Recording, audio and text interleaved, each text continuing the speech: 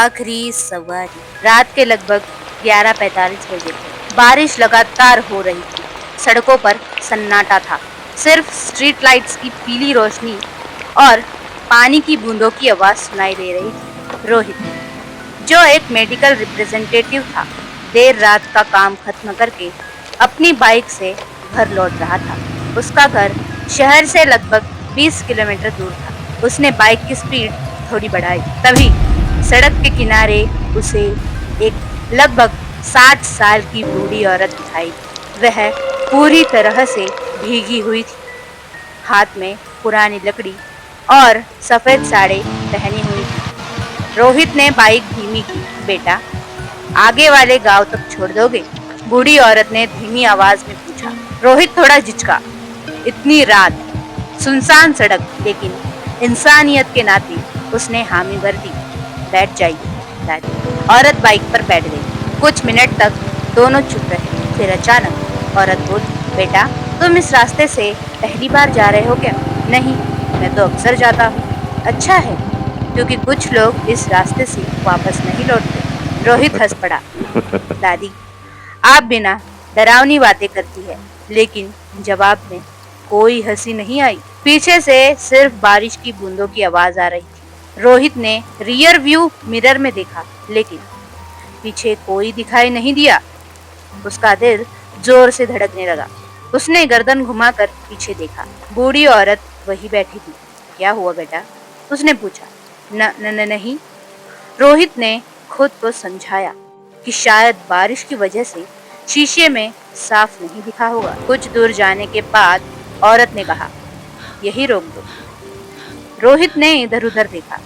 वहां कोई गांव नहीं था, सिर्फ एक पुराना कब्रिस्तान और टूटा हुआ लोहे का गेट। दादी, आपने तो गांव कहा था। औरत धीरे से उतर गई। फिर उसने रोहित की तरफ देखा और बोली, धन्यवाद बेटा, आज मेरी बरसी है, कोई मुझे यहाँ तक छोड़ने नहीं आता। रोहित का गला सूख गया। क्या क्या मतलब? औरत मुस्कुराई। उसकी मुस्कान धीरे धीरे असामान्य हुई। उसकी आंखें पूरी तरह सफेद हो गई और उसने कहा, ठीक इसी जगह 5 साल पहले एक बाइक वाले ने मुझे टक्कर मारी और मुझे यही छोड़कर भाग गया। रोहित के हाथ कांपने लगे। उसने बाइक स्टार्ट करने की कोशिश की, लेकिन बाइक बंद हो चुकी थी।